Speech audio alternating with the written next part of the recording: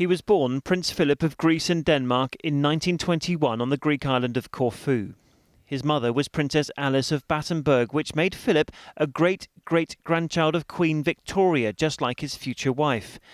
But Philip and his family were forced to flee Greece after a coup, and he ended up at Gordonston School in Scotland, where the disciplines of sport and achievement were to shape his future. Because from Gordonston, he went to the Royal Navy in 1939 as a cadet. His Majesty walking down the ranks of the cadets. He was at Britannia Royal Naval College in Dartmouth before the war. At the back here, in the centre of the screen, is the 18-year-old Philip. He'd been asked to entertain the King's daughters during a royal visit. The eldest daughter, Elizabeth, is sitting along from her parents, just 13 at the time. Afterwards, they played croquet in the gardens outside. It was clear Elizabeth had taken a shine to Philip in Dartmouth that afternoon.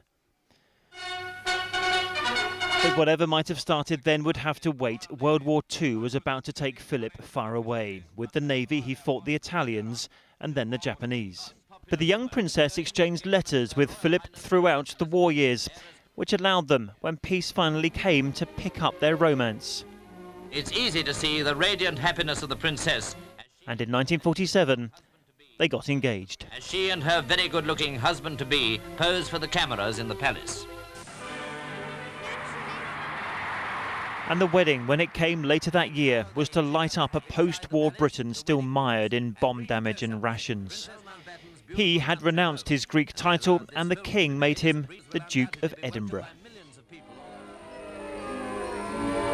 Now the Duke of Edinburgh takes a fatherly hand, his technique being no better and no worse than most fathers. Prince Charles was the first of the couple's 4 children, a future king. And the Duke of Edinburgh was promoted to commander. He took charge of his own ship, HMS Magpie, in Malta. So at the beginning of the 1950s, the young couple would lead a life about as close to normal as it ever got. Here, the royal pair look out over the harbour and points of interest in Valletta. But as the Duke recalled in later years, he had to abandon the career he'd loved so much with the sudden death of his father-in-law. His wife had become queen. So at her coronation the following year, an event he insisted should be televised for the world to see, the Duke took an oath to serve his wife, the Queen, for the rest of his life. He knelt before her and swore to be her loyal follower. I, Philip, will become your liege man of life and limb, and of earthly worship. In faith and truth I will bear unto you, to live and die, against all manner of folk, so help me God. Rising, he kisses the Queen's cheek and touches the Queen's crown in token of his readiness to help her bear its burden. His wife was head of state, but what would this young man, the Queen's consort, do now? Here's Dr. Kurt Hahn, lately headmaster of Gordonston School, where the Duke was once a pupil. The answer came, in part, from the Duke's former headmaster, Dr. Kurt Hahn. In 1956, they channeled their shared interest in sport and voluntary service to launch the Duke of Edinburgh Award Scheme. These are the boys of Dunstable Grammar School out on fire practice, ably assisted by the local fire brigade. The main purpose of the scheme is to help boys to find activities which will give them pleasure and satisfaction, perhaps for the rest of their lives. 1,000 completed the award in its first year. More than 3 million 14 to 24-year-olds have achieved their D of E since then. The Duke plays at back. He's easy to recognise in the match with number 4 on the back of his shirt and wearing a black cap. And he channeled that passion for sport into his own life. An accomplished polo player, only retiring reluctantly in 1971. And at the age of 50, he turned his attention to carriage driving, which he kept at even when the sport became sometimes a little challenging. Oh, you idiot! Christ! And at others, a little dangerous. But even when he had been thrown to the ground, he was straight back in the carriage, his desire to win overcoming everything else.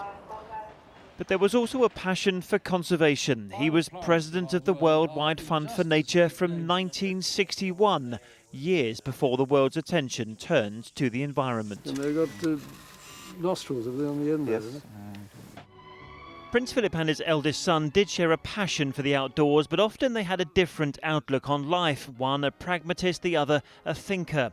A difference best articulated by Philip loving everything about Gordonston School, but Charles never quite fitting in there.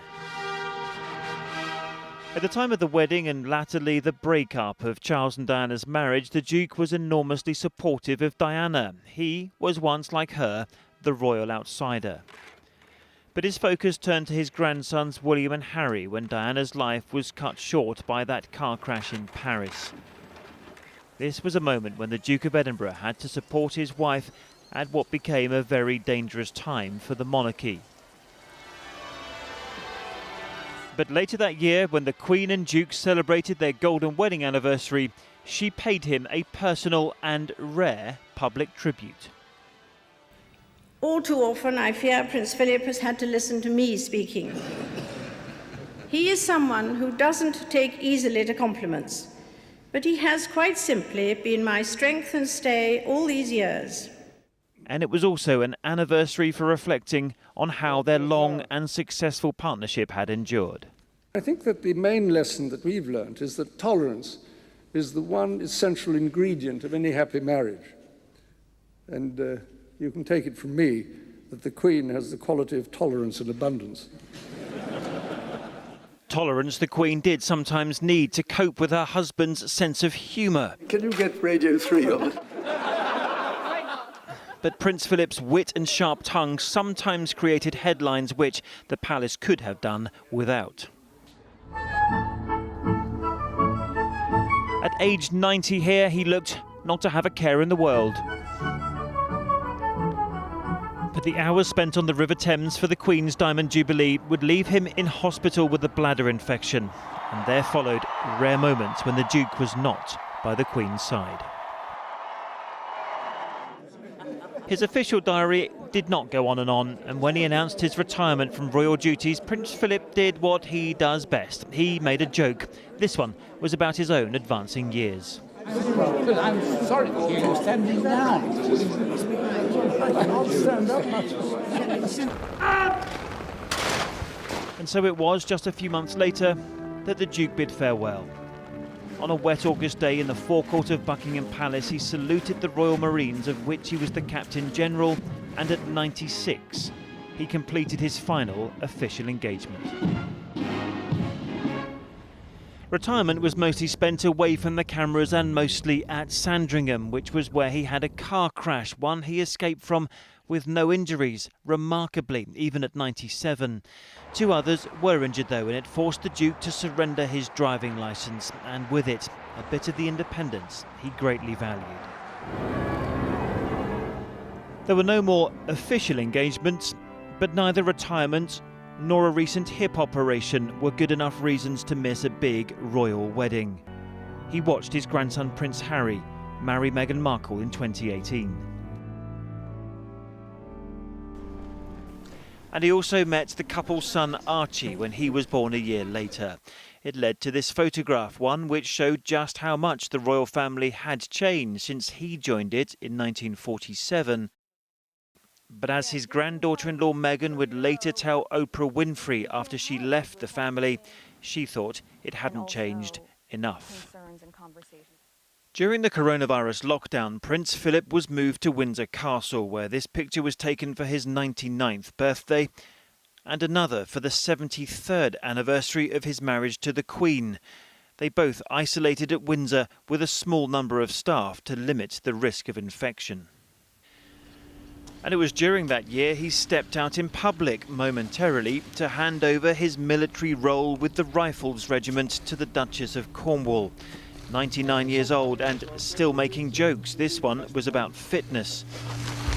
Oh, keep it up, sir. As he had done with people for so many years. He then headed back inside to resume his retirement behind closed doors. But of all the stays he had endured in hospital in his later years, 2021 would see the longest of them all. Prince Philip was discharged 4 weeks after first arriving and had a sudden visit one Saturday afternoon from his eldest son. The Duke of Edinburgh was treated for both an infection and heart surgery in that time. If Queen Elizabeth's reign is to be judged a success, it will be in no small part because of the man she married. In his adopted country, Prince Philip became the joint author of the Second Elizabethan era. She is the longest-serving monarch in British history, but at her side throughout was the longest-serving consort.